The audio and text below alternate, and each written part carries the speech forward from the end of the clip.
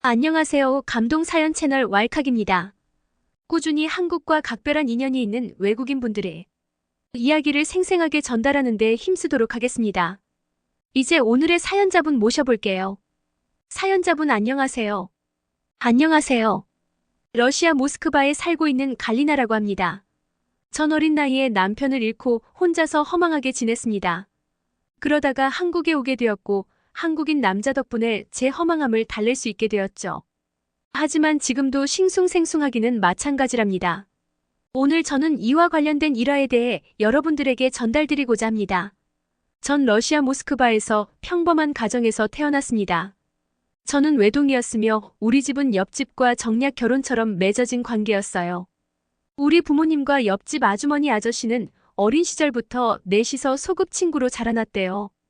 그러면서 자연스럽게 각자의 짝끼리 눈이 맞고 결혼을 이어나간 거죠. 원래 우리 부모님은 직장 때문에 블라디보스토크에서 살았는데 소꿉 친구 부부와 함께 정답게 살고 싶은 마음에 직장을 친구 부부가 있는 모스크바로 옮겨 이사 왔다고 해요. 이 친구 부부는 결국 제 시아버지 시어머니가 되었지만요. 우리 부모님과 친구 부모님의 우애가 얼마나 두터웠던지 외동딸인 저와 친구 부모님의 외동아들인 제 남편과 어릴 적부터 애들 성인 되면 결혼 바로 시키자고 이야기한 것이죠. 자연스럽게 저는 옆집으로 자주 놀러가서 미래의 남편이 될 옆집 오빠 알릭과 친하게 지내곤 했답니다. 근데 알릭은 러시아 남자 특유의 성격을 가지고 있었어요. 저를 아껴주는 것 같으면서도 성격이 거칠고 한국에서 말하는 친데레나죠. 그러니깐 겉으로는 틱틱대는데 뒤에서 속으로 잘해주었던 것이에요. 그렇게 우리는 점차 나이가 들어서 성인이 되었답니다. 성인이 된 후 우리는 3년간 연애를 하였고 마침내 결혼에 성공했어요. 물론 부모님끼리의 강제성이 띈 정략 결혼이긴 했지만 저와 오빠 알릭 사이에 있던 뜨거운 무엇인가는 분명 사랑이었어요. 우리 마을에서 남편과 저는 잘생기고 이쁘기로 유명한 선남선녀여서 누가 보다 마을 사람들로부터 결혼에 대한 박수갈채를 받았죠. 그리고 우리는 부모님들이 제공해준 집으로 모스크바 시내로 독립하여 둘이서 살게 되었답니다. 하지만 남편은 매일 보드카를 입에 달고 살았어요. 또한 엄청 추운 러시아 혹한의 겨울임에도 불구하고 친구들과 보드카를 마시고 우통을 벗고 돌아다녔습니다. 여러분들이 보시기에는 아마 이해가 안 되실 거예요. 하지만 이런 모습이 러시아 남자들의 평범한 모습이랍니다. 러시아 남자는 혹독한 추위를 견디기 위해 일을 마치면 도수가 높은 보드카로 몸에 열을 내어 견뎌내고는 합니다.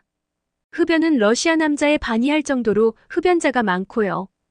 또한 특유의 거칠고 대담한 마초 성향 때문에 비싼 차나 오토바이를 타면서 거리를 오가며 무모한 도전들을 하며 그들만의 취미를 즐기곤 하죠. 그렇다고 건강관리를 할까요? 아닙니다. 추위를 견뎌내기 위해 열량이 필요하므로 옛부터 러시아인은 지방이 끼어있는 비만 인구가 태반입니다. 특히 남자들은 더 그러고요. 그래서 러시아 남자들은 이 같은 특징들 때문에 평균 수명이 60대이고 남자보다 여자의 성비가 훨씬 높죠. 생명을 위협하는 온갖 요소들에 항상 노출되어 있기 때문인 것입니다. 그런 대다수의 러시아 남자들 중 제 남편도 그런 부류의 남자였어요. 저는 걱정스러워서 남편에게 자주 말했습니다. 제발 좀 정신 차리고 건강하게 조심히 함께 살자고요. 근데 남편은 여자가 남자 하는 일에 끼어들지 말고 토달지 말라고 오히려 저를 비난하는 것이 아니겠어요. 그러다가 결혼한 지 2년 만에 제 남편은 오토바이 사고로 세상을 떠나게 되었습니다. 물론 연애 기간이나 결혼 생활이나 저에게 딱딱하게 대하고 정이 없는 그런 남자였지만 어린 시절부터 남몰래 저를 챙겨주고 저를 사랑하고 있다는 것은 충분히 알고 있었답니다. 마치 한국의 경상도 남자 어르신들이 부인에게 대하듯이요. 그래서 저는 남편을 잃고 너무 슬퍼서 밤낮을 울어댔습니다. 얼마나 많이 울었던지 거울을 보면 항상 눈두덩이가 터질 듯이 부어있었고 발개져 있었죠. 그렇게 한 달의 시간을 방 안에서만 누워 있었던 것 같아요. 하지만 그래도 제 인생을 살아야겠다는 생각이 나지막이 드는 순간 조금 정신 차리기 시작했습니다. 남편을 잊고 제대로 자립해보자 싶어서 어떻게 마지막으로 남편을 추모하며 떠나보내줄지 고민을 한참 했어요. 그럴 때 저에게 불현듯 기억이 났던 장면이 있었습니다. 괴팍하고 거친 전형적인 러시아 남자였던 우리 남편이었지만 그런 남편의 눈에 눈물을 맺게 하는 드라마가 하나 있었습니다. 그것은 바로 한국에서 방영했던 내 이름은 김삼순이었어요. 그 드라마를 볼 때마다 극중 현빈과 김선아의 사랑 이야기에 눈시울이 붉어지는 것을 제가 많이 보았거든요. 저는 마침내 드라마 김삼순의 촬영 배경지인 한국에 가서 마지막으로 그를 추모하고 떠나보내겠다고 마음먹었습니다.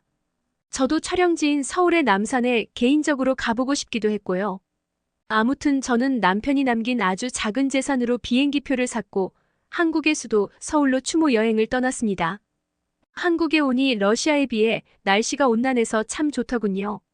서울의 도시 풍경은 참 아름다운 경치를 자아냈고 사람들은 모두 친절하여 이곳에 오길 잘했다는 생각이 들었습니다. 저는 남산의 삼순이 계단으로 가서 남편을 마지막으로 그리워했어요. 거기서 김선아와 현빈이 뽀뽀했던 그 장면을 따라해보기도 했죠. 그들과 다르게 제게는 뽀뽀를 맞춰줄 사람이 더 이상 없다는 생각에 서글퍼서 하염없이 눈물을 흘렸답니다. 순간에는 아니었죠. 생각했던 것과 달리 제가 남편을 많이 사랑했던 것 같았어요.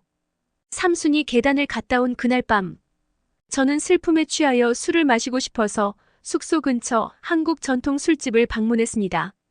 한국의 막걸리를 먹어보고 싶어서 혼자 방문했는데 주변 한국 남자들이 저에게 말도 걸어주고 참 친절하게 대하더라고요.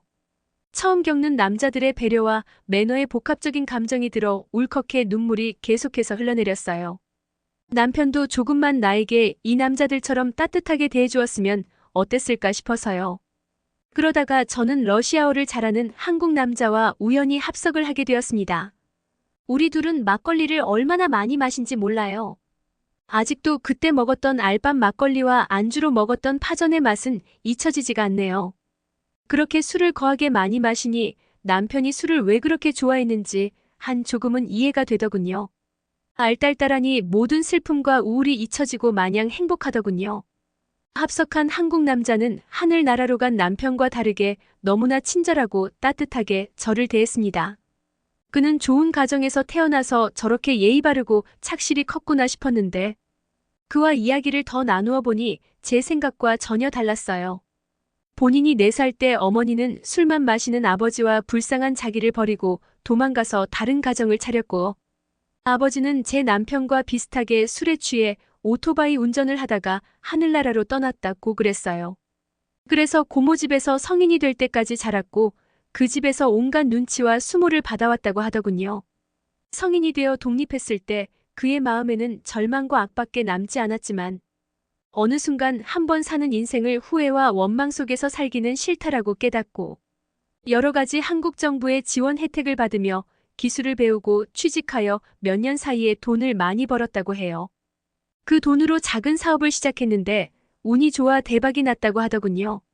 저는 그런 힘든 삶을 살고서도 저렇게 훌륭한 마인드를 지니며 전혀 내색하지 않는 그의 모습에 왠지 모를 제 안의 측은지심과 보호 본능을 자극하기 시작했고 곧 그 마음은 그를 향한 애정의 마음으로 바뀌었습니다. 나도 지금의 슬픔을 발판 삼아 다시 기운 차리겠다고 다짐을 했었어요. 그렇게 우리는 울기도 하고 웃기도 하며 많은 대화를 나눴고 분위기는 점차적으로 무르익기 시작했습니다.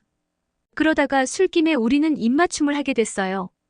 처음 입맞춤을 하는 순간 저는 이러면 안 된다. 곧 정신을 차리려 했지만 그의 매혹적인 기술이 너무나 훌륭하고 뛰어나서 저도 모르게 죄의 내재적 감각을 주체할 수가 없었습니다. 그리고 따뜻한 그날의 밤은 아주 잊을 수 없는 밤으로 마무리됐죠. 저는 그때 한국 여행을 끝으로 다시 러시아로 돌아오게 됐고 지금은 그 합석한 한국 남자와 영상통화를 계속하며 달달한 연애를 시작하게 되었습니다. 하지만 계속해서 죄책감이 드는 것은 어쩔 수가 없네요. 남편을 잃고 얼마 되지도 않았는데 다른 남자. 그것도 그를 잊기 위해서 방문했던 한국에서 한국 남자를 만나서 사귀다니요.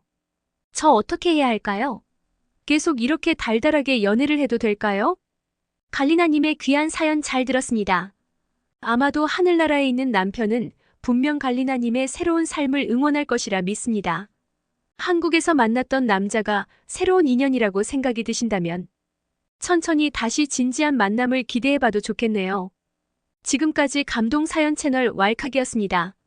감사합니다.